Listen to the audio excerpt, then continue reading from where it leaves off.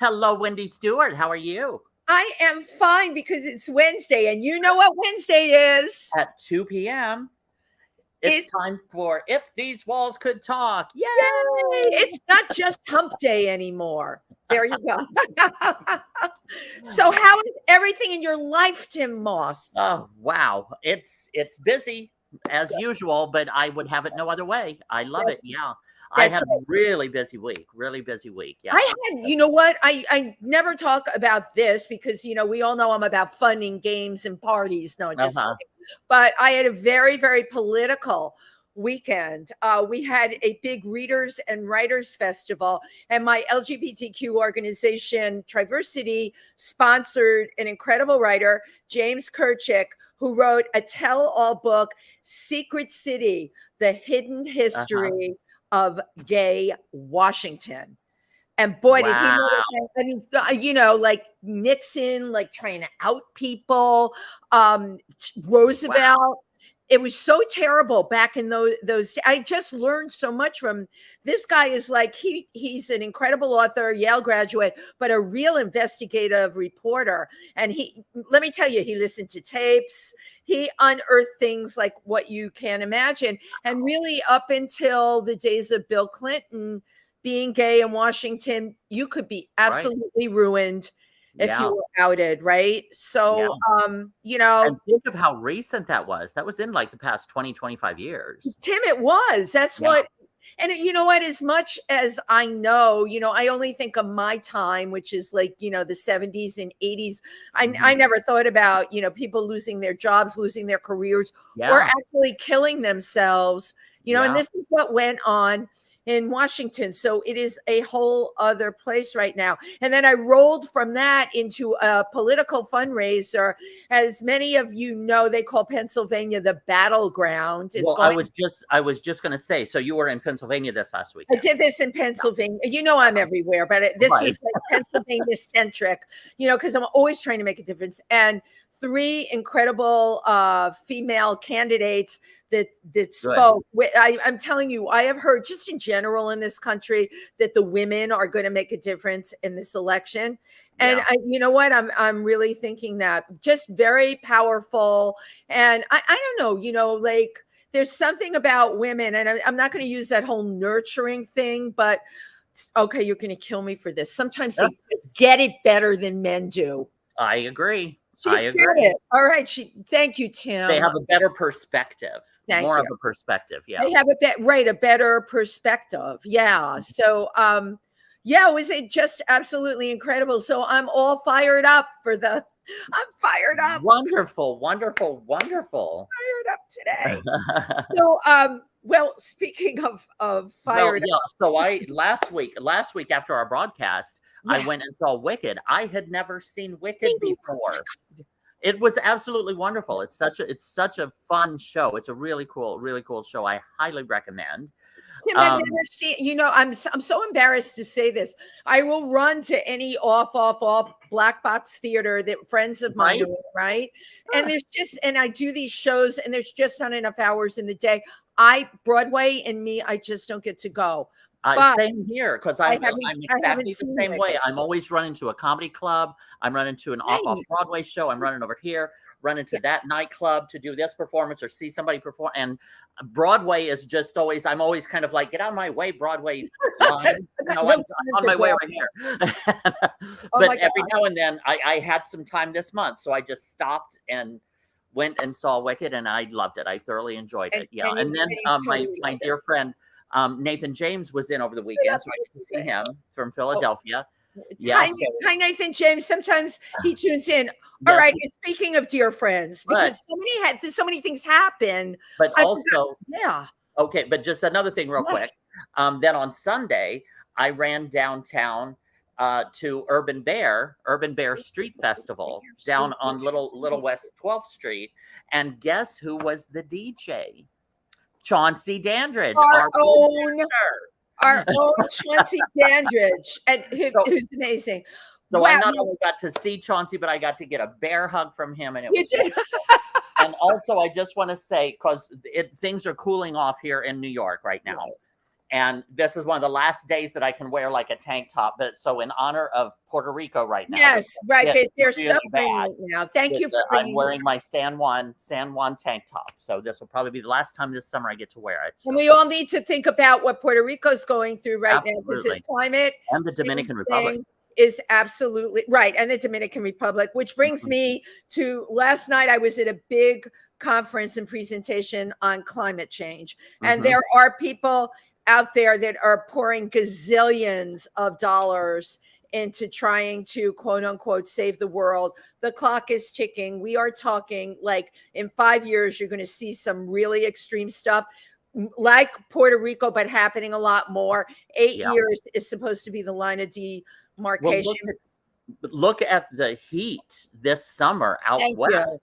Right. The it was like 110, 115 in places. 120. Yeah. Absolutely. Absolutely. Oh, and before I get into the heat, because our guest today has some things to say about being in the desert and the heat, I want to thank my amazing friend Jed Ryan and Joseph Aiello for taking both Alan and I to see Diana Ross. And no, we weren't in the rain. We were at Radio City, and you know what? She was spectacular. We were standing in our street, in our seats and dancing, and she is absolutely phenomenal. I had somebody write on my Facebook page, "Is she still around?" And you know what I said to that? Not only that, we should all be like that at 78. Absolutely. I went and saw her. That's one of my favorite concerts of all time. It was hit after hit after hit after hit after hit. And those outfits. Oh my God. But the quality, Tim, the outfits with the quality of her voice. Absolutely incredible. You know what? When they say somebody like that is a megastar, you better believe it. Absolutely. She is an absolute megastar. Yes, she is. We're talking about being on fire. We're talking about heat. Well, hold on just one second. Firstly, you're watching If These Walls Could Talk with your hosts, Wendy Stuart and Tym Moss. And we are about to bring out our wonderful and fabulous guest, Bobby Hedglin-Taylor, in just one moment. Who I love to say, our guest today, I discovered at Chauncey's show, which is called Freak Out. Although Bobby's been around a little bit, and when you hear what he does, but he was doing stand-up that night, and you know what? He was so funny, and I talked to him outside the bathroom. Yes, that's where we find a lot of our talent. Outside the men's room. I find a lot of mine inside the men's room. Right. Well, yeah. You know what? We'll take it however we can get it. But Bobby was so wonderful in conversation, and he told me he had a book out about his mother, who was one of the first people to pass when the COVID started. And the book is called Shit My Mama Says. Bobby's background, an aerialist, a tightrope walker. He has, I just love this, right? Because I have a fear of heights. A comedian. An author, comedian. He's worked with some of the biggest names on Broadway. So Bobby Hedglin-Taylor, slide on into the banquet. Yes.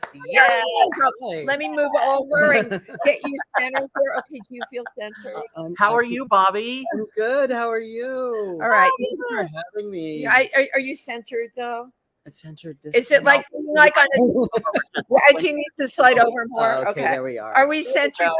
I don't want Bobby to fall off of his tightrope here on the show. We don't need to fall. Oh my God, Bobby, we have got so much ground to cover with you. Absolutely. So much ground. Okay, I'm ready for it. You notice he used the word ground. He didn't say Exactly. air. Okay, well, ironically, Wendy discovered me at the bathroom on the ground. I'm going to say that in my Emmy Award speech. Yes, that's where I was discovered. So the reason I was talking all about heat, you just got back from Burning Man. I did. Yes. I did, and it was hot as hell out there. Wow. I've been going for about 10 years now. Everybody has their own opinion about what Burning Man is and why they go. For me, it's a little bit of a spiritual journey. I know that people are like, oh, it's 70,000 hippies getting high in the desert. Well, there is an element of that. Right. It's a very spiritual event because there's part of the Celtic New Year, because I'm half English, half Italian. Yeah. And the Celtic New Year is part of Halloween and all that.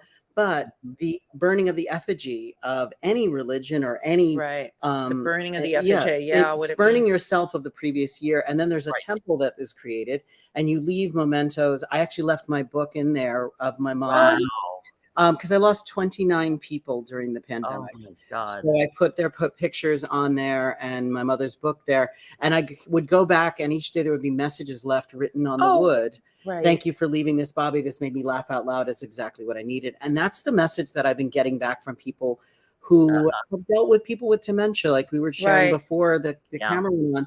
You know, dementia affects so many people in so many different ways. But when I always say, I've lived in New York since the 80s.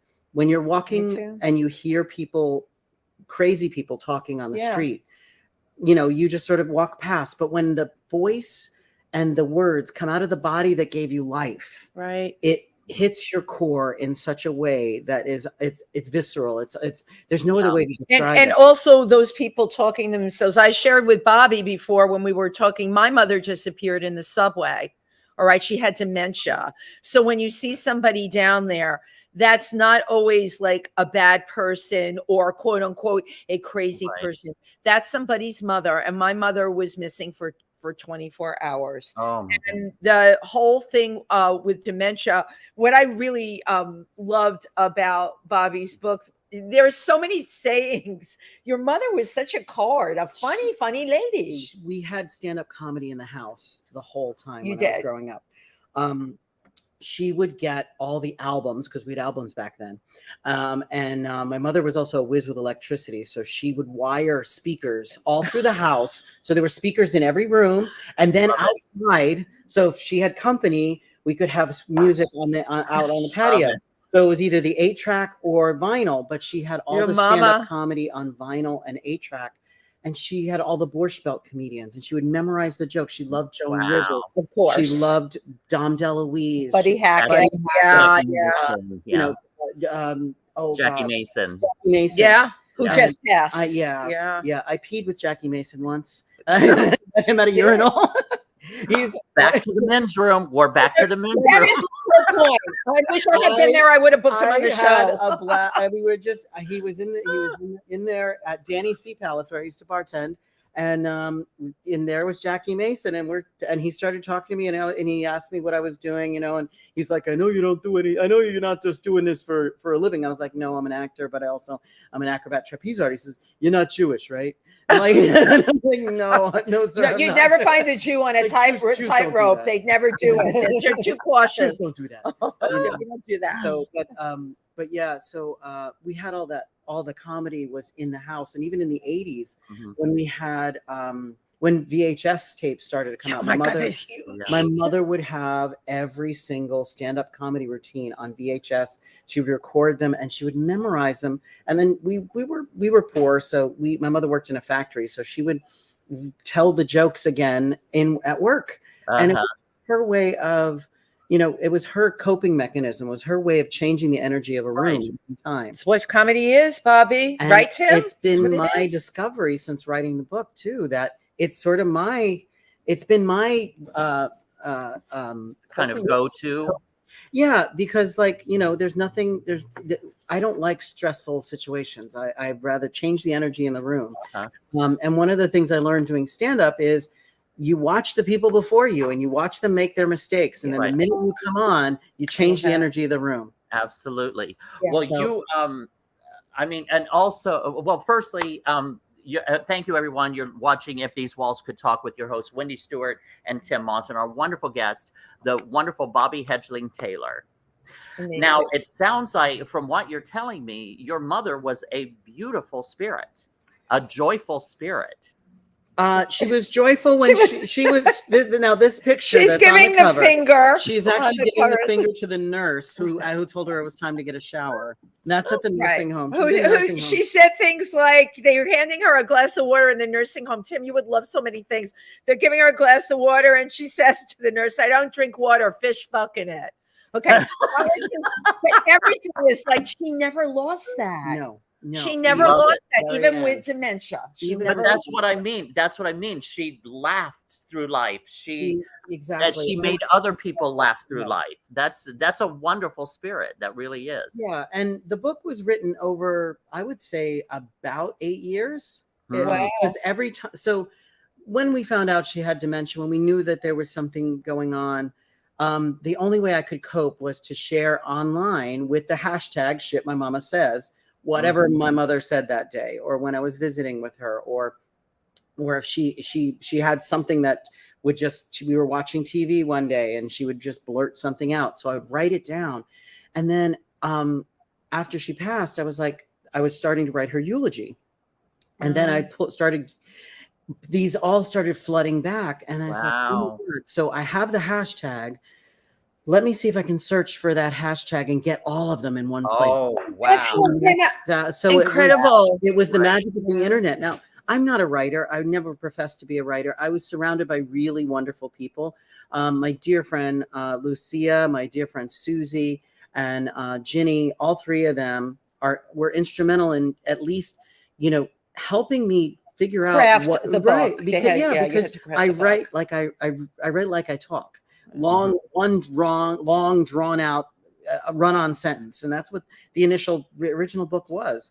But it became this memorial to her, and then after a while, I was like, there's something else in here, and if I'm really loving it and I'm enjoying this, and I'm trying to memorialize her, this needs to be out there for other people, and and it's all of those. That's what the whole book is. I mean, now. I just wanted to point out also that your mother, who was suffering from dementia, and then COVID hit. Yeah.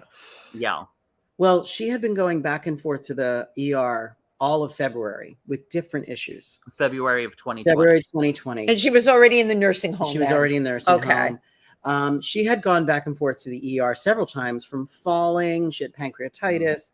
She had a pulmonary embolism at one time. But when she was in the nursing home, that last month, she started to have really weird symptoms.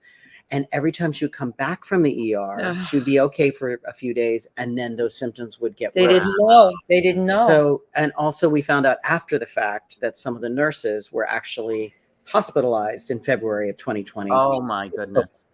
And so I got there to visit her. The last time was March 10th. She had just come back from the ER. And, and I saw her, I took a picture with her. I always took a picture with her no matter what. I love it. And even if I went there and she was asleep, I would just sit with her, and just in case she woke up. And, we want that connection to our parent. It's just, I was the one that she knew me. She knew she knew everything about me. And it caused me to write 2 books. Just, the second book is not out yet, but all the stories were coming back. Like, we're in the ER, and it's a true story. In the ER, she's asleep. I have my computer. She perks up and she goes, Bob, do you know you were conceived on a beaver dam during a camping trip? and I was like, okay. Didn't know that one. We never want to think of our parents in a sexual situation, but maybe that's why I'm so into nature. I'm calling you Bobby from the Beaver Dam. You heard Jenny from the block. This is Bobby from the Beaver Dam. Here's a biscuit, and I own it. But you brought up an incredible fact about dementia. As many things shut down, right? People become repetitious or whatever.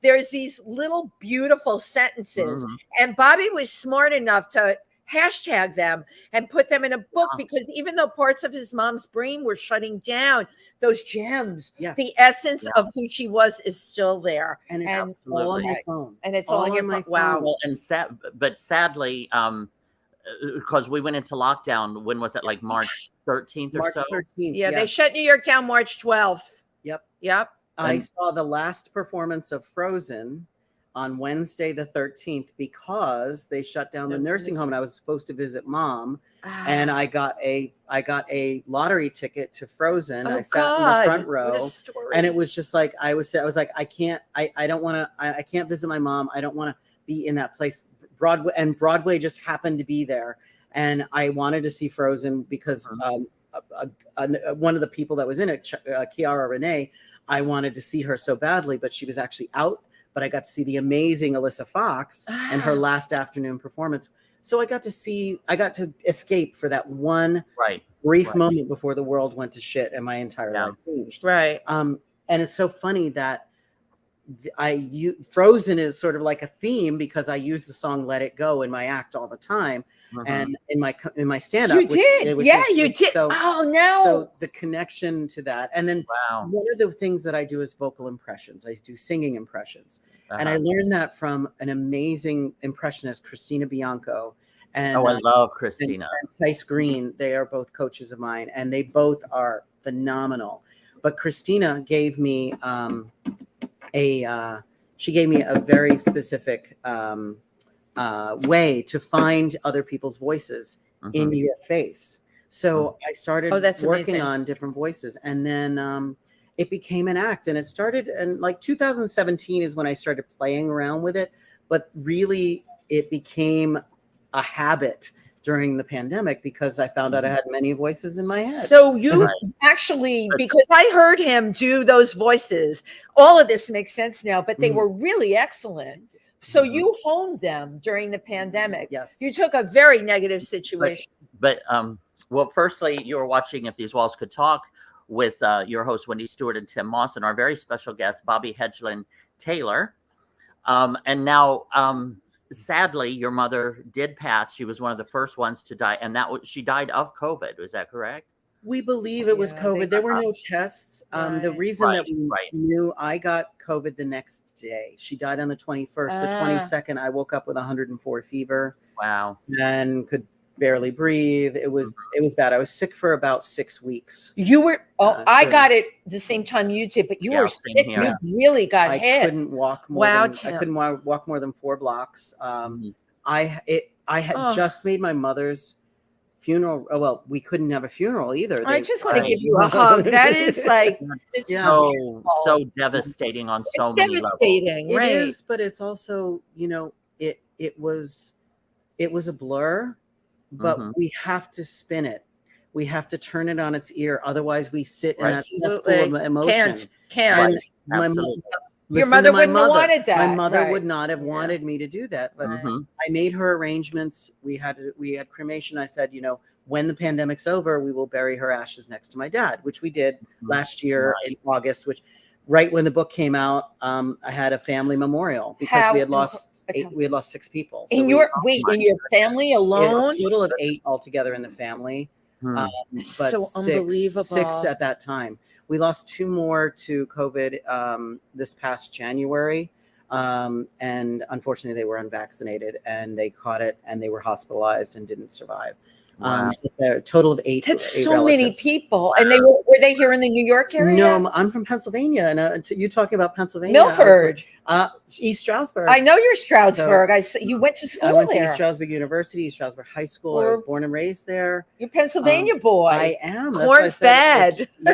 Definitely sweet corn. But I'm a Boy Scout also from Pennsylvania. So I have that Eagle Scout. Hello. I have that sensibility of, it's not quite the city, it's not quite the country, right? But it was a different way of, it was a great place to grow up, and it's a great place to visit. It's not where I want to live right now, of course. But, it's funny because we were talking about the pandemic, and one of the places that was in big denial, New York, it hit like crazy. But in Pennsylvania, many of the communities near where I go on the weekends said things like, it's a hoax. Yep. It'll go away with the next election. Okay. There's no such thing as refrigerator trucks. This is right in Pennsylvania. Total and complete denial. Yeah. And then it started to hit there. And I have a friend that was in the local hospital, worked as a nurse, and they would be on their deathbed and they would say, I have the flu. There's no such thing as COVID. Pennsylvania is, I don't know what to say, but. Well, here's the thing. I grew up in that environment. So I grew up in that type of a place where, now I don't want to diss all Pennsylvanians. No, not at all. I love it. They're good. Right, absolutely. They're good and bad everywhere. However, there is a very strong Republican side in Pennsylvania, and I didn't feel like I belonged in Pennsylvania. Like I had been coming to New York since the early 70s. Since I was a kid, we saw the World Trade Towers finished. I saw Philippe Petit walk between the wire there. Wow. Completely by mistake. My mother's birthday, August 7th, my mother again, August 7th, 1974. We're taking my mother to the Museum of Natural History for her birthday. And as we're going through the Holland Tunnel, we peek up and there's all these people pointing up, and it was Philippe Petit walking the wire. Wow. The thing to see. Yeah, and we didn't know anything. We were like, what was that? You know, and then we looked in the, my father saw it in the newspaper the next day, and he was like, oh, look, this is what we walked past this. Ironically, we have a piece of Philippe Petit's wire at my school. Oh my God.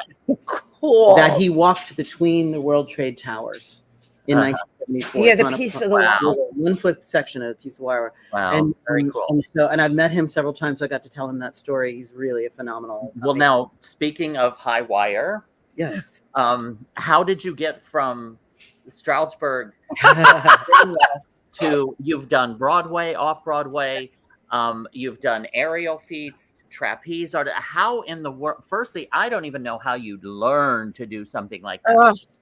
Well, I was a theater kid, so I went to theaters. I went to school for theater, and I was on scholarship at the Stroudsburg Ballet Theater.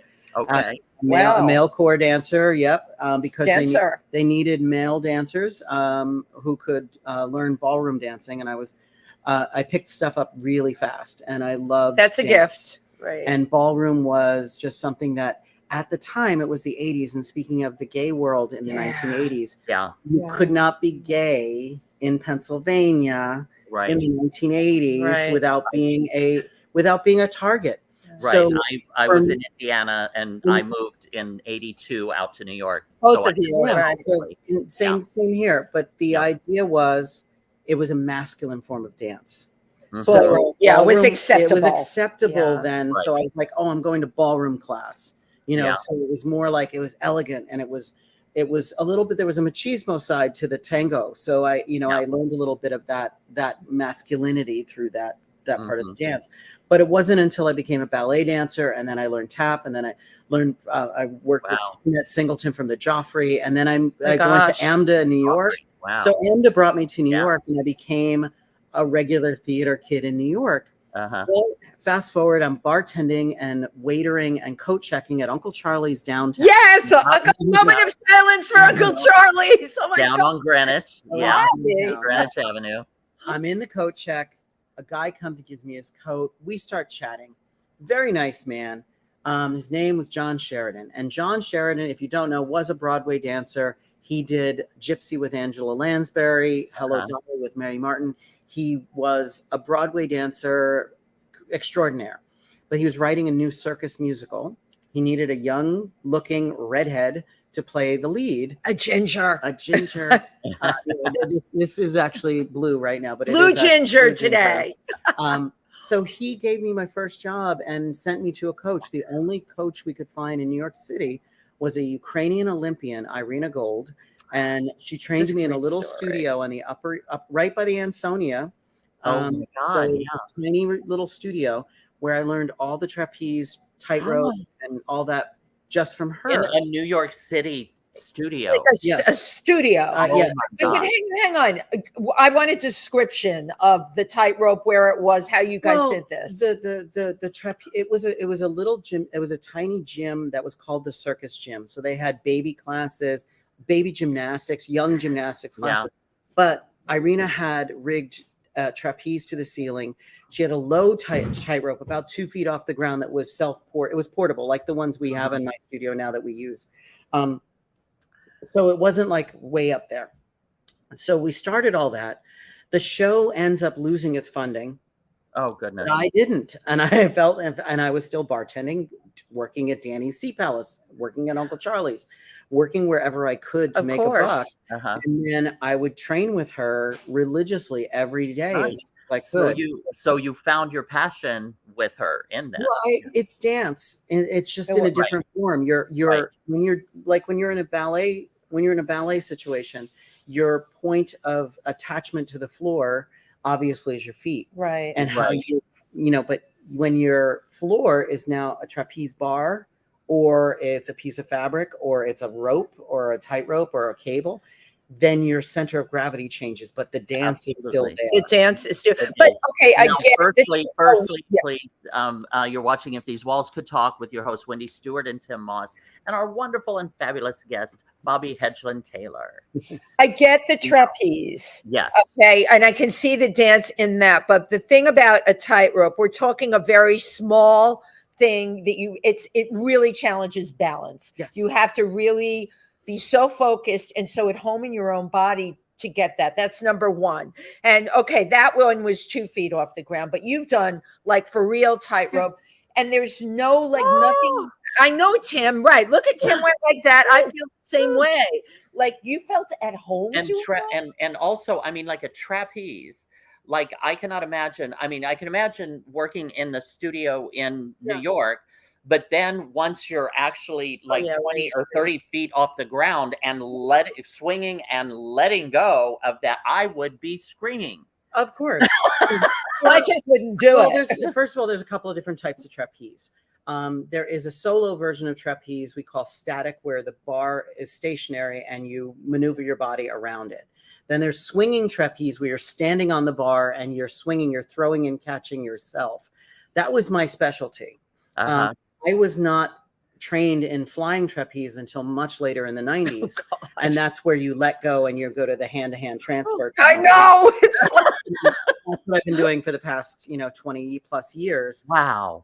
As an art form, it's also a sport. It's also, there's timing, there's grace. Yeah, it would be thrilling. It would be thrilling. And you would have to trust the other person.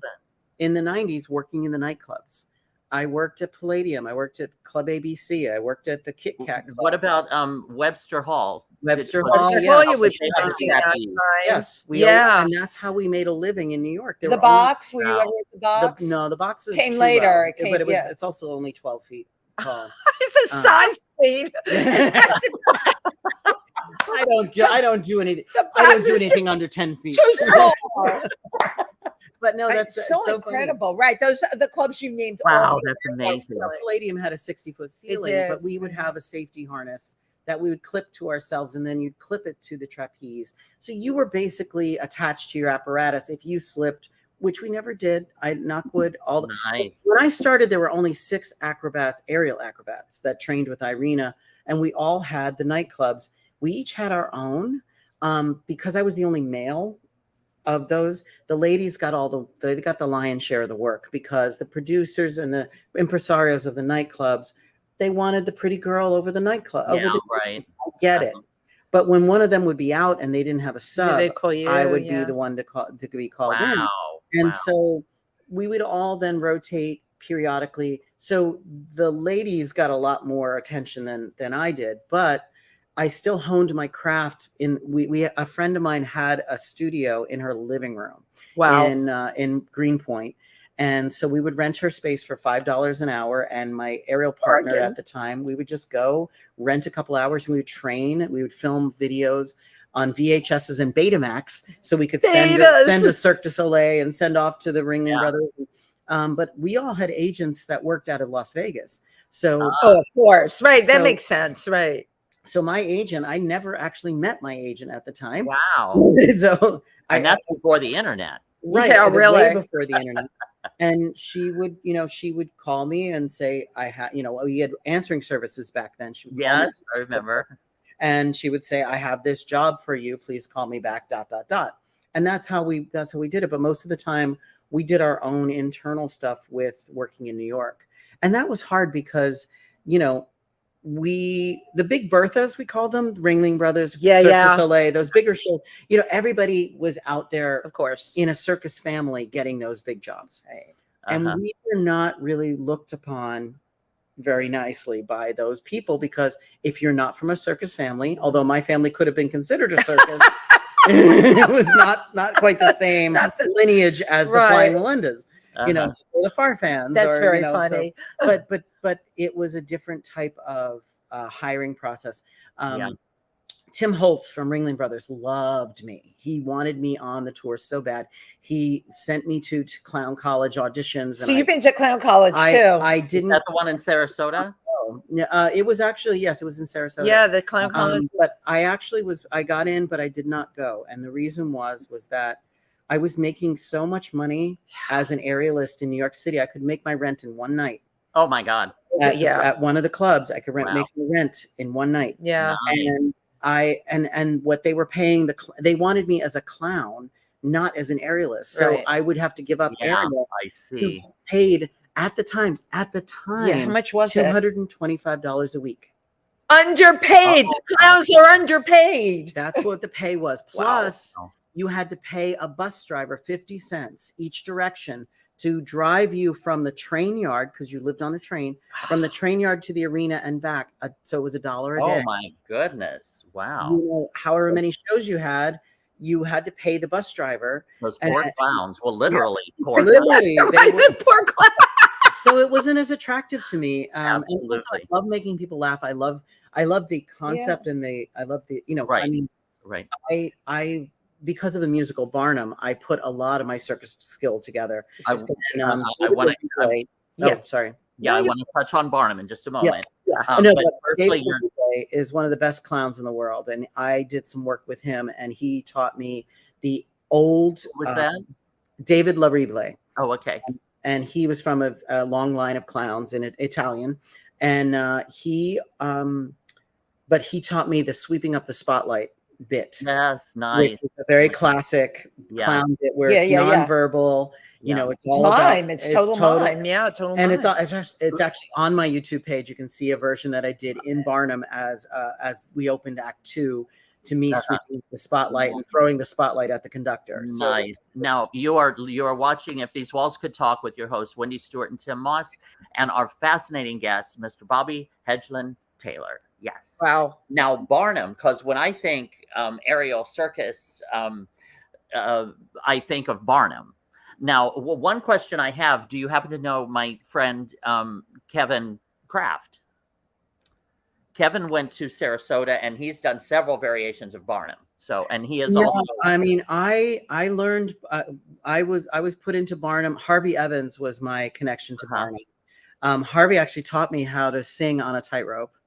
My God, you can sing on. How do you like? That's the end of Act 1. The end of Act 1 of Barnum is where P.T. Barnum leaves his wife for Jenny Lind, the opera singer, but it's done very theatrically. He walks a tightrope from his wife to Jenny Lind while singing the song out there. And so I was having trouble focusing on the tightrope because I was the standby for Barnum and I was also a swing. So I had to know all of Barnum's stuff. Oh my God. The cast at the same time.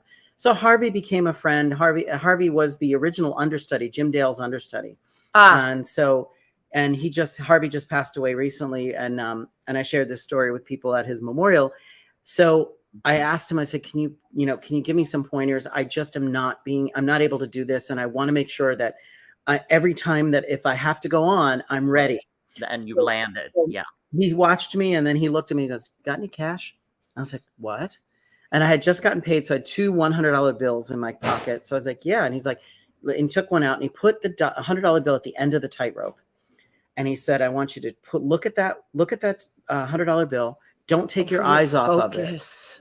And he said, I want you to sing to that $100 bill. But he said, you are thinking in your head, I'm leaving my wife for Jenny Lind, the hot opera singer. And I walked all the way across. And then at the very end, Jim Dale, Michael Crawford, everybody did what we call a lunge, a proposal kind of a gesture, and then a ta-da. So I get to that point, I'm finishing the song, and right at that point, Harvey grabs the $100 bill, stuffs it down his shirt. And that was that. And I was like, and I made it across the wire the first time singing the song. So, what a story. But it brought me to, it took all of my theatrical training from the 80s, all that dance. And then circus stuff. A whole combination of everything. Yeah, because that's again, your dance kind of prepared you for that because it's body movement, body balance, movement. Right. Well, when you learn your basic pirouette, you're centered You're on Yeah. one leg. Yeah. Yeah. It's the same Right. thing on a tightrope. You're just adjusting your hips a certain way. Wow. And you know, Oh my God. also I just had hip replacements, so ballet. Why am I not surprised? Ballet actually I'm helped sliding me. you over a little this way too. Okay. Now, Okay. did you ever have any accidents or anything? Falls? Yeah, I was gonna. Yeah. You know, we all have had little bumps and bruises here. But and there. any big falls? I have fallen a couple of times, but nothing that was, you know. I know. There are some things that are, you know, better left untalked about. Okay. Did you bust up really bad? I broke some bones before. Yeah. But the other thing, now we call it being kissed by the wire. Yeah.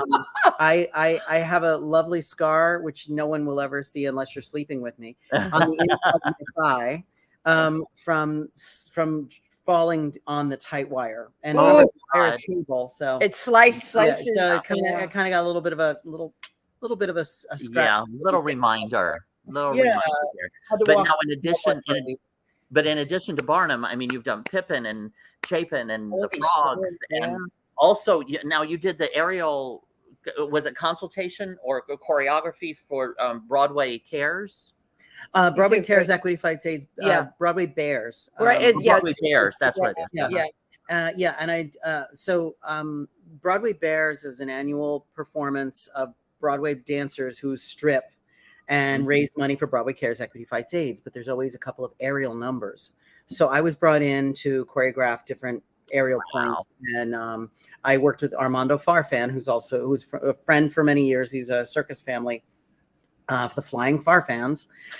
He designed, well, if you know Pink, he designs all those. Oh, nice. Yeah, that was impressive. So if you've seen Pink using those large apparatus, that's what he designs.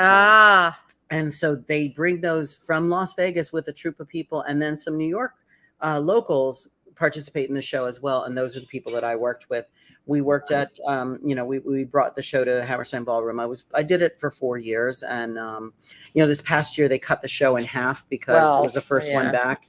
So they only had one aerial number, which is fine. And, like they know who I am. They'll find me again. Right. Exactly. And then the Broadway stuff, I did, my first show that I worked on Broadway was The Frogs, where I trained some chorus girls to do fabric. And then you've got Andrea Martin and Tovah. What did you do with Andrea and Tovah Feldshuh? And I trained them both how to do trapeze because they both. Andrea won the Tony for doing a trapeze act. She was on stage, I believe, a total of 15 minutes. It had to be hell. That would be absolute. She was phenomenal. But then that's replaced her. So she worked with her. And then we worked with Patina Miller, and also I worked with Charlotte D'Amboise, who learned aerial for the show. But when we went to Boston, they cut her aerial stuff and they gave her a quick change costume number with a fancy Cassie-like dance to remove those costumes and stuff, and still was fantastic. Again, the whole show was about circus. So now, thank you, everyone. You're watching If These Walls Could Talk with your hosts, Wendy Stuart and Tym Moss, and our wonderful guest, Bobby Hedglin-Taylor. Now, we have just about enough time to tell everyone a little bit. There we are. So would you like to tell us a little bit more about what you're doing next? Well, after hip replacement, you try to get back in the air. I've been practicing. I've been doing a little bit of aerial, slightly, very, very small. But I just started performing with a new aerial partner, and we're doing what's called a Spanish web, which is a rope that spins really fast. So we debuted that act in June, and we're doing it again at the end of the month. And then, but on top of that, I have been doing this stand-up comedy circuit, which is how we met.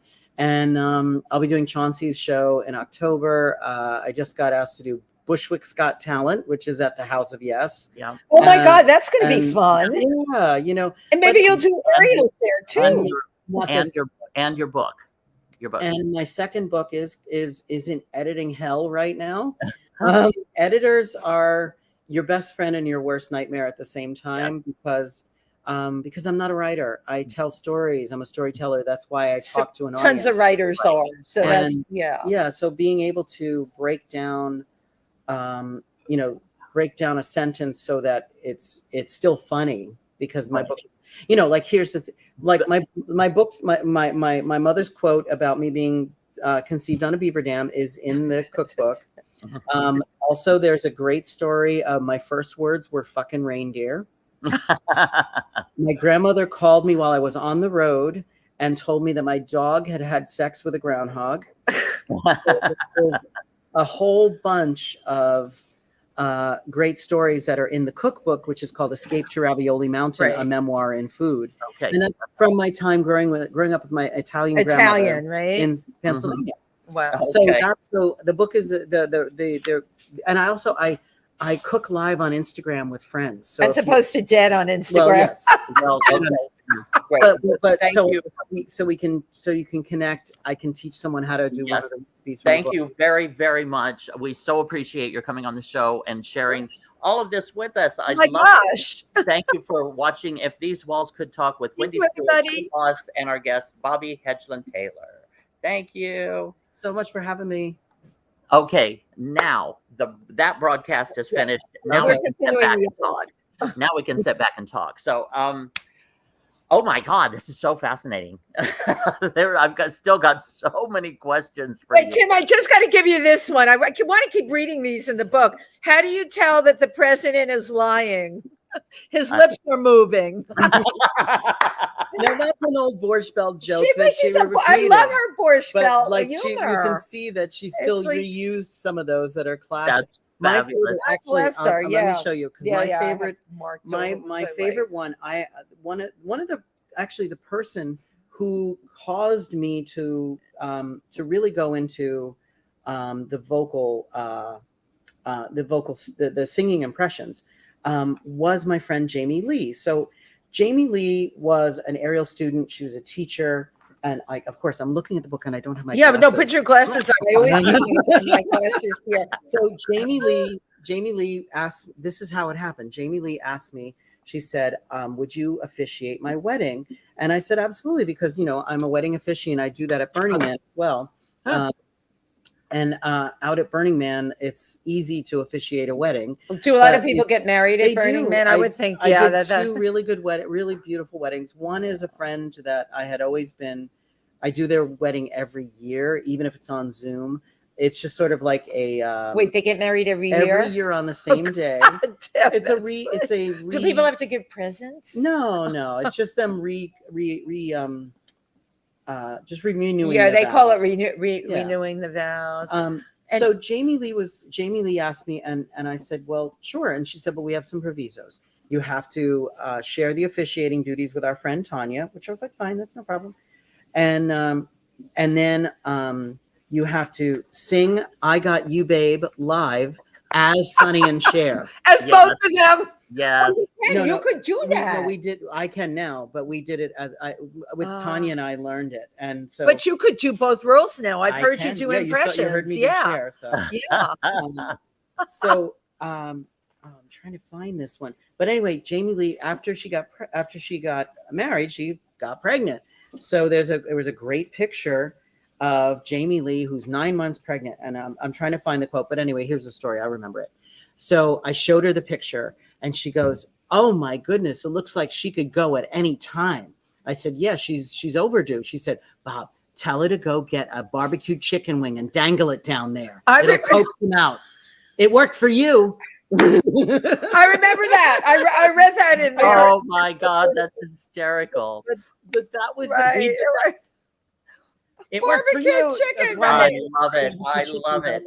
Now, because we didn't really circle back to Burning Man. Sure. Yeah. So you've been going for like 10 years because Burning Man originally kind of started as it just seemed to have gotten very in San Francisco in 1986. Yeah, it seemed to have kind of gotten very not commercial, but mainstream. It did become more. There we go. Yeah. And it's so funny. Did you see that? Yeah. Actually, if you watch the Simpsons episode called Blazing Guy, it's actually very accurate. It was so funny because as I'm out there, I remembered, there are things like art cars shaped like cupcakes. And of course, there's art cars shaped like cupcakes in the Simpson episode. There's an art car So shaped they like an took all octopus. that, So they really drew on the actual event and how and why and things like that. So it has grown to it's 80,000 people now. Wow. Yes, Oh my God. Now here's the difference. If I say I'm going to Hawaii for vacation, you go to Hawaii, you go to a hotel, beautiful Right. you have a hotel, bed, yeah, That's beautiful. already built. Yeah. everything's built, everything's there for you. We burners, as we call ourselves, we take everything with us and build an entire city. Yeah. We bring And you also have to transport the water. You've got to transport everything's burning. You've got to transport the materials, absolutely out everything into the middle of the desert. Right. Yeah. And that's just the living stuff. And then it starts with the installations. The art installations and insane. they're insane. They're huge. Yes. I don't know how people do this. It's a labor of love, but it's also like it's an adventure from the. So here's another thing. It gets cold. Well, it didn't get cold at night this year, but usually it gets cold at night.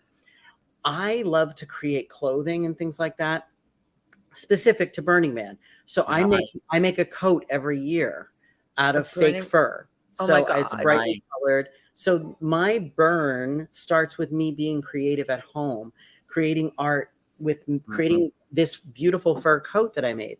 And then I made rompers because it's hot, and a romper is something easy to be out in the desert. I just imagine fur rompers. Oh no, no fur rompers. These were really thin sexy. fabric. Because I would look like a Yeti. But no, the concept of the event has changed a little bit. That's what I thought. But here's the thing.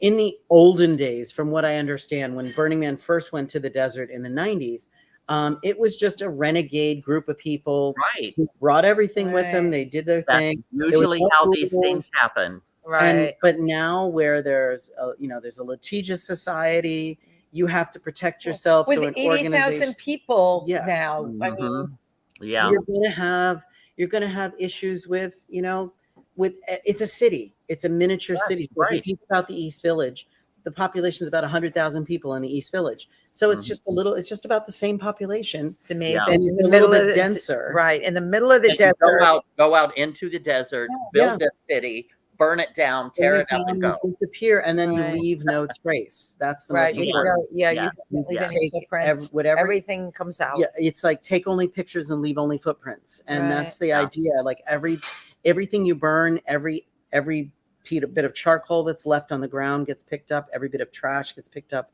Wow. There's a mile-long line of people after the event's long gone. A mile-long line of people that walk through the entire area and pick up bits of trash. Anything in 114-degree weather. Exactly. Wow. Well, this year was the most I'd ever seen. And most people said it was the worst year for the weather, the dust storms, and also, you were talking about global warming. Yeah. This is part of La Nina. So that country is being Mm-hmm. affected by La Nina. Did you see all the flooding in Las Vegas? Of course, I know. Las Vegas. Yeah. Well, their governor there was climate denial. So what can I say? You looked at the Luxor Hotel having leaks in the ceiling because they don't tar the roof because they didn't think they needed to because it doesn't rain in Las Vegas. Right. It doesn't rain in Las Vegas. It's absolutely amazing. Well, as we say, the chickens are coming home to roost in many, many ways. You seemed kind of disappointed with Burning Man this year. You said it was harsher. When you spend that much time and energy to get out there and you build this thing and what's the thing you want to do? You want to get out of camp. You want to go see all the art. You want to go see your friends. You want to do the things that I do out there. I love to do weddings. That's one of my favorite things. I think it'd be so cool to do. And I did too. One of my favorites was a Ukrainian couple whose family was in the war zone. Wow. So they filmed it in this beautiful little chapel the night before the chapel burned. So I got to be the last wedding in that chapel. And the other thing I do is I love performing. So all of these different camps have different shows. So I was able to do my stand-up in so many different places. Nice. I was able to share the same kind of stuff that Wendy saw me do. And I'm actually working on a full-length show right now. Nice. Because I met, I can't know, I don't remember if he's the booking manager or if he's one of the managers, the Laugh Factory in Reno. Oh yeah, of course. So I want to have a demo ready to be able to send to people for a 45-minute to 1 hour show of all my impressions. And basically it's called Bitter Party of 50.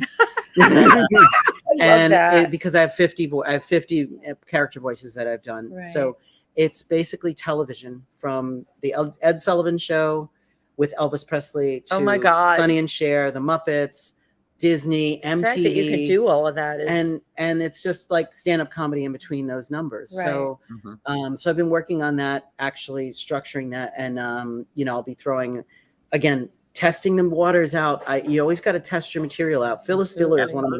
Oh my God, I love Phyllis Diller. Have you seen her documentary? No, I haven't yet. I've heard about it. Yeah. It's called Good Night, We Love You. And it goes into her, the way that she designed jokes, the way that she designed her look, the way that she designed everything about the character that was Phyllis Diller. And the character she created. Exactly. Yeah. And it was just fascinating to me as you know, as someone who works with an audience on a regular basis. I just loved her take on it. Same with Joan Rivers.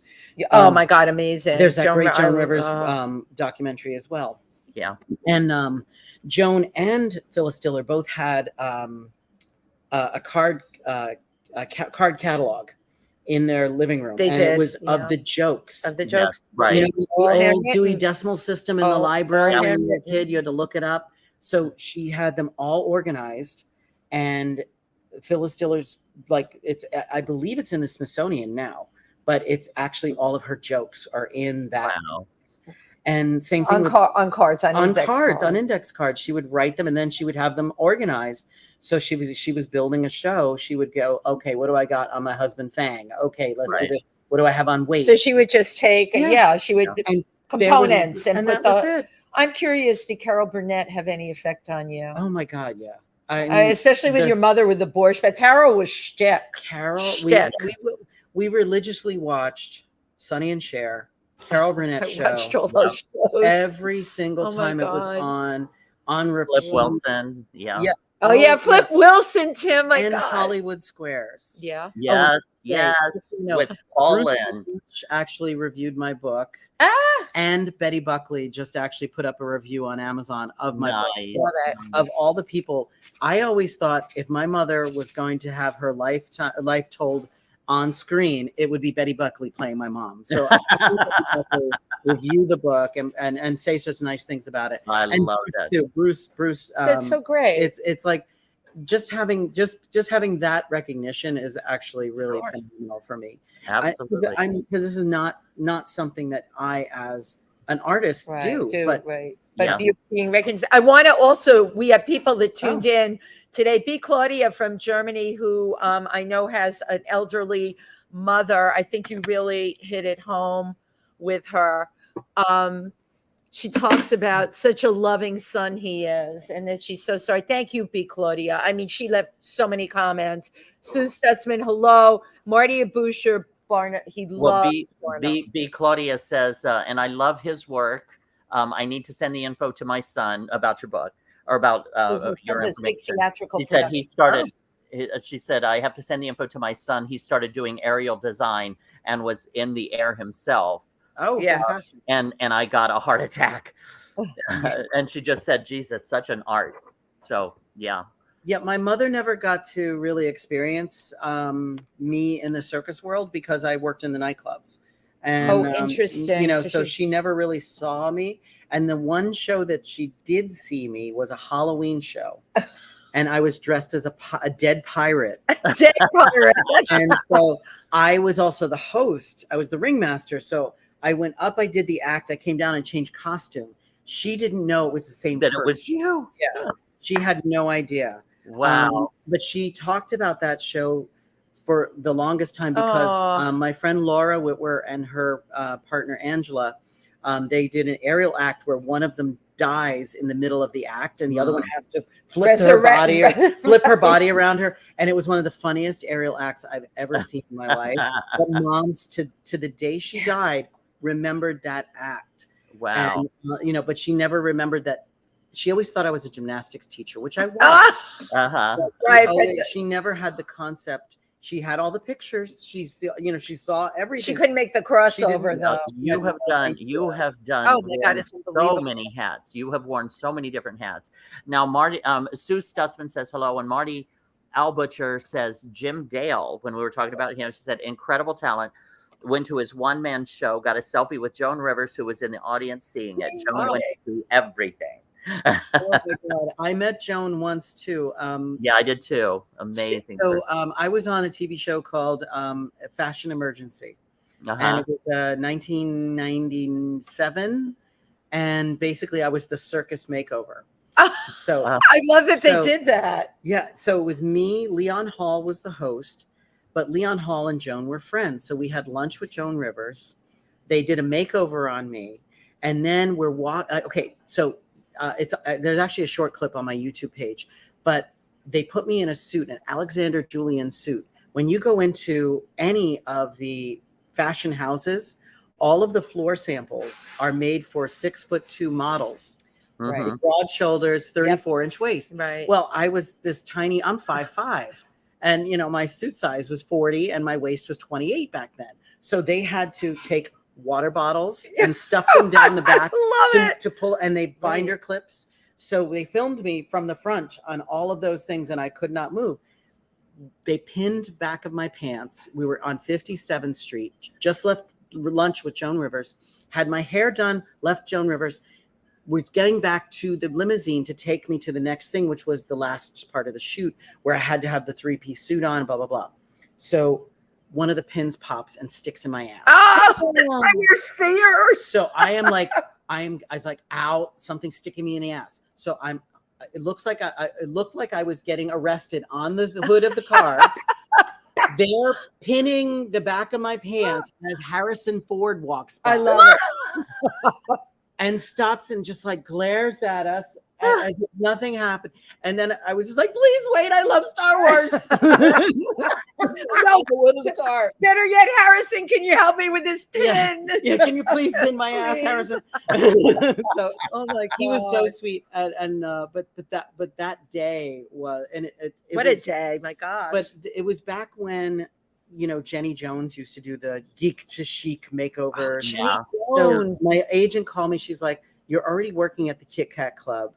Let's try to let's spin this so you can get some publicity, and we'll make it look like you're trying to get a job at the Kit Kat Club, which is what they did. So there's a whole picture of me with the owner of the club going like, please hire me. Kind of, here's my headshot. Blah, blah, blah. But it was all contrived, as much of reality TV. There's right. Yeah, I did 7 reality shows, and none of them was accurate. Right, exactly. Because they're not real. One last thing I wanted to ask you was Fish. Yes. Yeah. When at Madison Square Garden, was it? That was the highlight of my world.